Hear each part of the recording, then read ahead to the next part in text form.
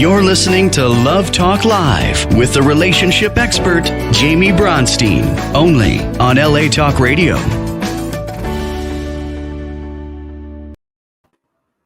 Hello and welcome to Love Talk Live. I'm your host, Jaime Bronstein, and today I have with me Brian Davis. Welcome. Thanks for having me, Jaime. It's great to be here.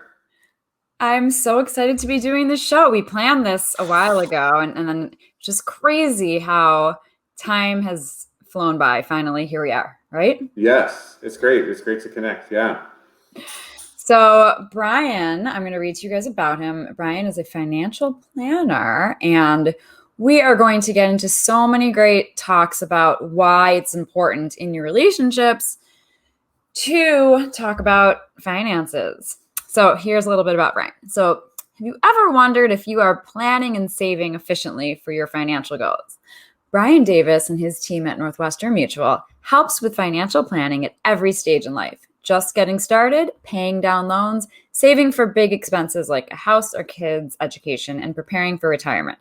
His practices use a multi-step process, enabling his clients to manage the risk of dying too soon or becoming sick or injured, help accumulate wealth for future goals, minimize tax burdens, and preserve and distribute wealth as efficiently and effectively as possible when the time comes. So let's just, first of all, Brian, can you tell us, how did you get into this work? Because I've spoken to you and it seems like you're really passionate about the work that you do. So how'd you get into this stuff? Well, it's funny. Well, it's not funny, actually. I've been pretty successful in my career. I've had my own businesses. And I realized a couple of years ago, I was dealing with some health issues with my parents, and having to go through some of their finances and some of their documents, because things are not very good as related to my father. And what I uncovered was a lack of proper planning. And it kind of hit me that there are a lot of people, they work really hard, they put away, but they don't really have a roadmap of what they're trying to get to and what it really looks like, quote, on the other side when they get to the retirement years, when they're not earning an income anymore. And now they have to draw down through the savings that they've worked so hard to accumulate. And, I realized that there's a lot of people who need some hand-holding through that process. And it became my goal and mission in life to make sure that, anyone I came in contact with had something like that, whether it was through me or somebody else. And they never got in a position where they outlived their savings and became a burden on other family or friends during, a period when they shouldn't have to be. So first of all, I think all great people are successful when they are doing what they're passionate about, and especially when it comes from your own life. I mean, I get that. That's why I do what I do. And I know that you're very successful doing what you do because you have the heart and the passion doing it. How would you suggest, let's say a couple has never thought about this. They're like newish into a marriage, maybe within the first 5 years or something, and they just haven't done this yet. How would you suggest someone starts up a conversation? One of them starts up a conversation about this.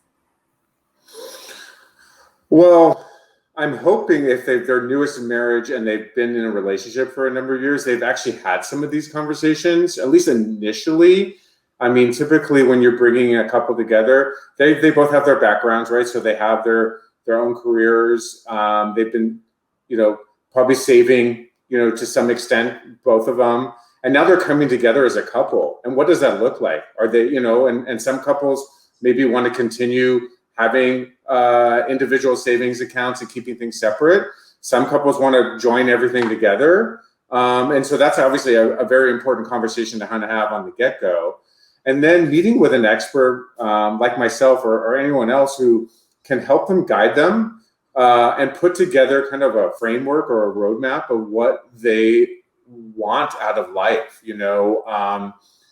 It's not so much even just retirement planning. And I think you kind of touched upon it before. It could be even short-term goals, saving for a down payment on a home, could be saving for a wedding. They just got engaged. It could be saving for other major expenses, maybe an income property. There's so many different things that one has to be on the same page.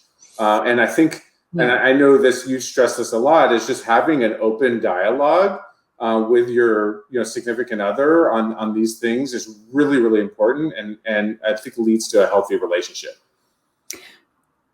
So what is your advice if people aren't on the same page? Let's say like one wants to have 2 separate accounts and one wants to have one account. How do you navigate that? Well, I think you're just trying to find a happy balance, right? It's never going to be, and just like in anything with a relationship, it takes some compromise, right? There's always a little bit of give and take, and so it could be that if one of the spouse wanted to have a separate account, maybe, hey, I like to go on a trip with the girls or the guys, and like I want to have some of my own money to go do something fun in that regard. They might allocate a certain percentage of their overall savings to something separate. And together, I think it's really important to kind of have an account where both of you are kind of contributing towards your own goals, whether that's for purchasing something, whether it's like a home or whether it's for other kind of major purchases, but really as it relates to your overall savings and retirement planning. I think it's really important to kind of have some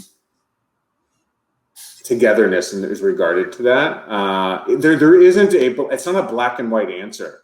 I really believe that. I think every couple is different, but having that open dialogue and understanding where your spouse is in regards to that is really important. And how do we kind of navigate through that? Okay, so this question is coming to me just because of the work that I do, and I've been doing this for 20 years, and I've seen all different types of couples and situations. I'm guessing that you've had some couples that have come in where perhaps one wants a separate account and then the other thinks that person's being shady. What do you do in that situation? Because that happens, right? And sometimes that person is being shady. How do you help them navigate to be transparent and to be honest about what they're using that other account for, and then to get that other person on board? Or do you just send them to me for me to help them learn how to trust each other? Yeah, I mean, that's a really good point. I mean, there's sometimes we do act as a therapist, so to speak, but really that's not really our bread and butter, so to speak. But I think that's a tough one. I'm all about openness and having like an open budget and putting everything out there. My wife and I, we're an open book to each other. We don't hide anything from each other, even though like I have my own things that I'm interested in, and so does she. I like to go to concerts, and I like to save money and allocate that towards live music. And that's not something that she's interested in. And she likes to go and save money to go buy certain things that makes her happy. And, I'm all for it. We really good planners in the budget. We've always had both a monthly and a yearly budget, and we try to allocate certain dollar amounts for what we want for ourselves as well as what we want jointly, and I think that's important to have hobbies and activities that not only that you do together as a couple or together as a family, but also it's good to have your own things that you're interested in, and that's okay too. When it's a don't ask, don't tell type of a thing, I think that can get a little bit, tough and challenging in a relationship where you're like, hey, I've got this separate account and you don't know where the money's going, and I'm not going to tell you how I spend it. I mean, you tell me, Jamie. I mean, when a couple comes to you and one of them says that they're doing that, I mean, does some red flags go up? Huge red flags. I mean, trust in a relationship is one, if not the most important aspect, besides for loving each other unconditionally. But trust is so huge because trust is everything. I mean, to me, trust is even just feeling comfortable with that person, feeling comfortable sharing what you have to share using your voice, telling them anything that you want to tell them, and having them know everything about your life, and sharing that mutually. So yeah, I think it would be very difficult if when a couple comes to me and has a trust issue, and then if a couple comes to you with this, I just keep calling it shady. Just don't ask, or you said don't ask, don't tell situation. Yeah. I think that open dialogue is really, really important for a healthy relationship. It's okay if you're not on the same page with your goals and the way you look at money, but you should understand how each of you look at those things so you can navigate the waters together. If one, let's say in a couple, one is a spender and one is a saver, okay, how do we structure something where we can let the spender actually have some dollars to go spend and make them happy, but also let the saver have that allocation of money that they're saving that makes them feel secure. You don't have to always be on the exact same page. I think it's just having that open dialogue and having that, to your point, that trust in each other. It goes a long way. Well, and once again, whoever's watching this is why Brian Davis is a very good financial planner. You should go to him, because I do believe that you do have this ability to also kind of be a therapist coach, and not every financial planner has that. Like, it sounds like you're very empathetic and you get it, and you are married and you have a family, so you can understand. And it sounds like you do your best to help your clients see things as fair. Like, you make things fair for everybody. Like, you find a way to make everybody happy in the relationship, it seems like. I try my best. I actually think it's really important, if you do meet with a financial planner, that both the husband and wife or the couple come together to that meeting. I've met with clients where just one comes and not the other. And I think it's, and that's okay. Maybe on one meeting, maybe someone wasn't available, but it's really good to be on the same page. When you're meeting with an advisor or planner, it's really challenging when one part of the couple isn't there for that meeting. And we can't, and to your point, what I really like to do is really get at the heart of where the couple's goals are and what they want out of life. And nothing, it's not black and white, like cookie cutter. It's very tailored specifically for our couples and families and what they're trying to get out. We can only do so much. We can't just print money. A lot of it's, the couples have to do the hard work, which is the saving and the planning, and execute. A plan is only as good as the execution, really. So we can do what we can to put a framework or a roadmap of what they're trying to get to. And that framework is we touch upon that on an ongoing basis. It's not a set it and forget type of thing. Life changes, as a couple gets married, to use that example. Now they're a young couple, maybe they're living in an apartment, and now they're earning some more money. They want to buy a home, and now they want to start a family, and like all these different things change through that process. As they grow in their professions, they have different, maybe their goals change, and we just adjust the plan based on that. It's kind of always like a working, living, breathing plan. And so, I always feel really good about putting together something that both the couple really can get behind and feel good about, and have bought into it. Well, as you're speaking, two things come up to me, because you were talking about, it sounds like you were talking about at different times, accountability, first of all, and then action. Like, you were talking about how you can put something down on paper, but then it's up to the couple to actually take the action. Like, you're helping them plan, but they need to actually take the action to do it. And then it sounds like you're a great accountability partner, like that you check in and make sure that they're being accountable to themselves and to you. That's correct. I really take diligent notes, and not so much like, listing asset amounts and balances in checking accounts. I mean, and what they make in income. Obviously, that stuff is important, but really learning at getting into the heart of their why, what gets them, up in the morning, what keeps them up at night, what's important to them, both individually, both as a couple, both as a family, even extended. There might be causes and charities that are really important to them. They want part of their plan. There might be,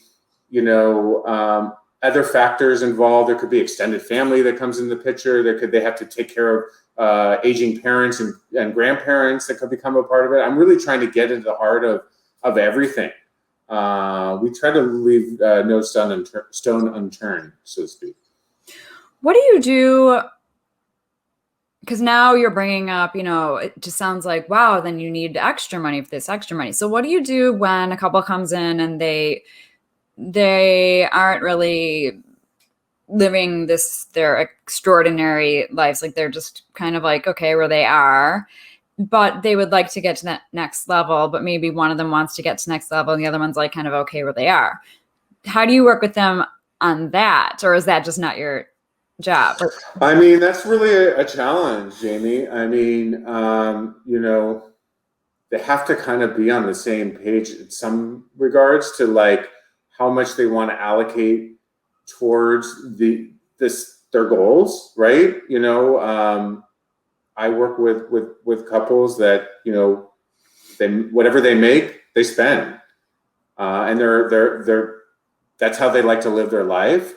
That's not for me to tell them not to, but we try to let them understand that there kind of going to be a point in your life where you're not working anymore, and you need to have accumulated a certain amount of assets that when you're not in your income years, that you're going to have to draw down during your retirement years, and that's the reality. And so how do we structure something that allows you to also live in the moment too? It's not like live on ramen all day long and not go out to dinner and not go on trips and there's got to be a healthy balance to that, but doing it within the means of what they bring in and what's reasonable. We try to point out certain things, but look, everybody is going to spend the money how they want to spend their money, and we can only help so much. I think it's sometimes good to have somebody who's maybe not, who's like an unbiased third party that can kind of hold your hand through the process and kind of hold you accountable through that. And that's usually when clients really value what we do, is when we can kind of guide them, so to speak. But life's going to throw interesting curveballs at us, and so we're there to be there for them when those things happen. But I was just thinking, if there were these couples that they spend everything that they earn, they're obviously coming to you for a reason. So they're realizing that they don't want to do that forever.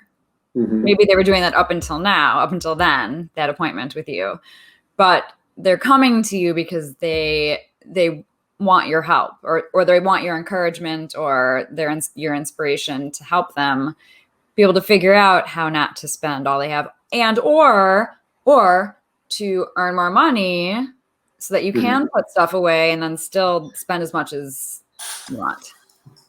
Yeah, I mean, I think sometimes it's eye-opening. I would say that you'd be surprised at how few people actually put together a budget.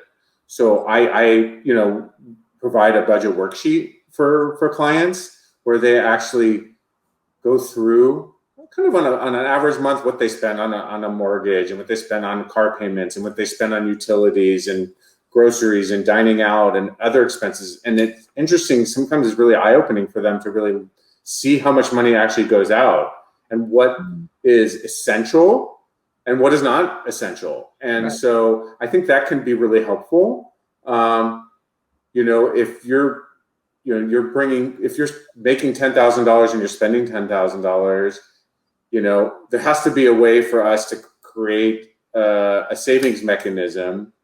Otherwise we can't really help you. It's either It's either we can help you budget and maybe not spend as much, so we can start allocating some money towards, saving and planning, or you'll have to earn more, and I can't help you with that. Like, right. I mean, the person in the situation needs to want to earn more. You can't. So like if someone's going to quit smoking, they need to want to quit smoking. You can't make them quit smoking. So if there's someone who is going to be earning more money, they need to want to. You can't tell them to earn more money. Correct. And you'd be surprised that, I have clients that, make, a nice living of $150,000 a year, and and living in Southern California, doesn't go as far as maybe other parts of the country, but they're saving and they're putting away and they're just living within their means. And then I have clients that make, upwards up to 7 figures, and they're spending all of it.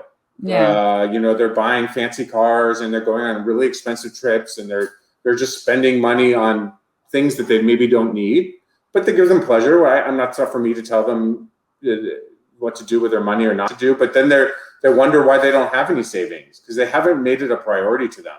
So it's not about how much you make, it's just what's important and how do we budget and allocate a certain amount towards, your goals and dreams, and then the rest goes to, your expenses and living your life. Yeah, I think the goal would be, how do you not feel like, I always talk about abundance mode and scarcity mode. How can you live in abundance mode and not feel like I'm not allowed to do this, or feel like you don't have enough to do something, like there's not enough? That's, in the spiritual world, it's not a good way to live, to feel like there's not enough. So I believe there's always a way to live in abundance mode where there is always enough, but yet at the same time be really smart and find ways to not have to buy everything. Yeah.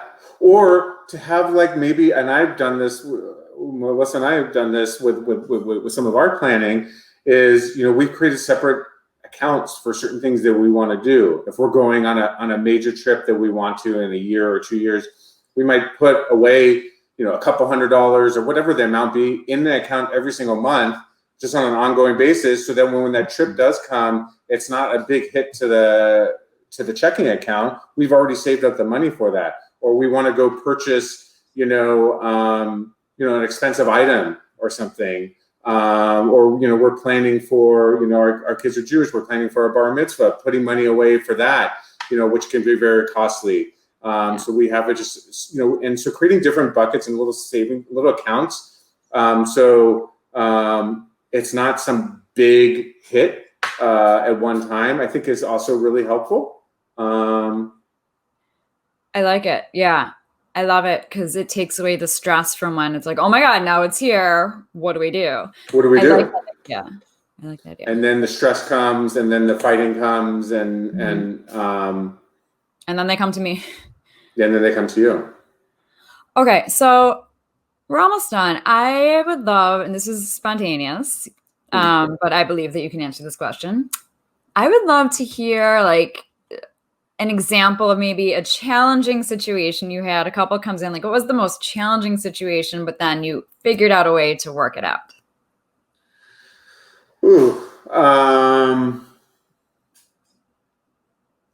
I mean, I guess there was, you kind of touched upon it earlier, there was a couple that wasn't on the same page of how they wanted to save money.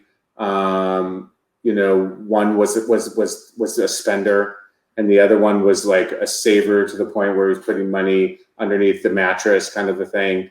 And so, just having to almost play the role of Jaime here, and kind of as a therapist, to really kind of hone in on how do we come a compromise, where we allow her to spend what she likes to spend and him to save how he wanted to save. And we were able to kind of put together a plan that both were happy with at the end. But it definitely was, there was 3 or 4 different meetings we had to go through to kind of get them on the same page. And at the end, we put together a plan that they both were really happy with. And, they've been implementing it. Wonderful. So yeah, compromise. And then I'm sure you also have situations where people come to you and then they end up not together for whatever reason. Yeah. And then that's okay also. Like, I'm sure that this is no, I don't believe that finances cause divorce. I believe that it's the issues, it's finances plus either issues underneath it and or additional lots of issues that cause divorce. But regardless of, and everybody always ends up being happy, but regardless, they come to you and they, regardless, they get something out of going to you. Correct. And, you know, obviously those things happen, divorces happen. And, you know, we're here for our clients, both in that case to help them through that process. You know, a lot of times, you know, there becomes a lot of legal matters that get involved, and, you know, we just work with their teams to help kind of facilitate what's needed from that regard. But it could, you know, as you know, it could get a little bit messy. But I think, to your point of having that, you know, clear communication and being on that same page from even an early going and setting things up properly, God forbid something like that does happen, it can make that process a little bit easier than what I'm sure is probably one of the more difficult situations that couple will have to go through. Yeah, like just doing what I do and knowing what I know, I feel like it's there are probably couples that go to you or one of them is already out the door in their mind. And so that maybe they're just like going through the motions, even though they know that they're going to be getting divorced. I just find these things so interesting. Yeah. I don't know of an example where that particular thing has happened, but we've had couples that, you know, unfortunately things, you know, didn't work out in their marriage. I also work with a number of clients that are divorced already or going through divorce, and then they come to me as now they're like taking control of their own assets and their own plan.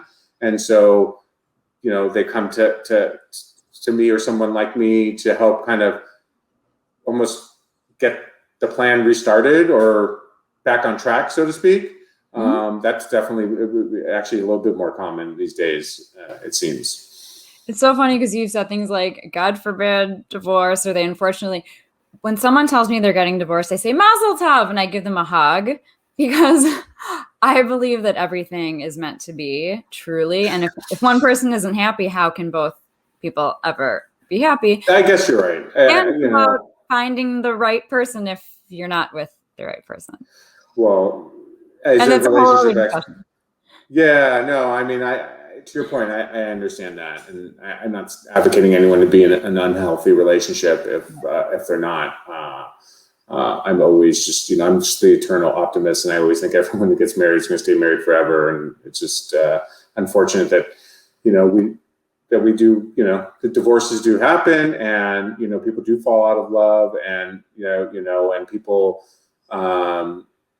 You know, meet when they're in their 20s, and they're just different people when they're in their 40s or 50s, and you know, these things happen. And I have plenty of friends who've gone through it, and, you know, a lot of them are much happier now than they ever were before, and it's great to see. So yeah, I shouldn't have said it was such a negative thing. No, I know you're a positive man. And the truth is that anybody can go to you. Single people can go to you. People and couples can go to you. Anybody can go to you for financial planning. That's correct. Yeah. At any stage of anything. That is true. And you know, we really just, you know, try to work with, I really just try to work with good people. It really just has to be somebody who's a good person and sees the value in the kind of work we do. Because I'll meet with people and they just want to keep their head in the sand. And just think that magically they're going to win the lottery later or something. I don't know, you know, there's just some people that just don't want to deal with it. Money is an interesting topic for a lot of people. You know, people are very private about it, which I understand. Some people are completely public about it. And they go to the other extreme. It is a stress point for, I would say, the majority of our population. It's some capacity, and you know, a lot of people just have issues with money, and so if I can help them and create something that they have bought in on, where now they can just focus on doing what they do really well, which is being a good husband or wife, being a good parent, and just doing their work as in their career, and knowing that like all the other stuff is taken care of. They've already got a plan. They've got everything dialed in, both on the defensive side and the offensive side. Then I've really done my job as a planner. Well, and I love that you just said that you love working with good people. And I believe, as a therapist and with any type of profession, that it's like the right clients come to you, the ones that you vibe with the most. So it makes sense like that good people will come to you because you're a good person, and the authentic good people come to me because I believe that I'm an authentic person, and we're both authentic and good. And we both are very grateful for all of our clients. And I hope that anybody who is watching this or listening to this, that you've been inspired by Brian. If you've been watching, you could see his genuineness, but if you've been listening, I'm sure you could hear it through his voice. And so I highly recommend you guys hiring him if you're in need. And how can people find you, contact you, connect with you? So there's two ways. You can email me at Brian, and that's BRIAN .Davis, DAVIS @NM, like NorthwesternMutual.com. And then my phone number is area code 858-342-4369. And that number is my direct phone number. And again, it's 858-342-4369. Amazing. And as always, everybody can find me at therelationshipexpert.com. So Brian, thank you so much for joining us today. I'm so happy we finally did this. And this was great, Jamie. It was great to catch up with you over this. We'll catch up another time. For sure. Thank you so much, Jamie. I appreciate it, and look forward to speaking again soon. Yes, for sure. And thank you everyone for joining us on Love Talk Live. Join us every Monday on LA Talk Radio, Love Talk Live, 5 p.m. Pacific. Thanks so much. Have a great night, everyone. Bye.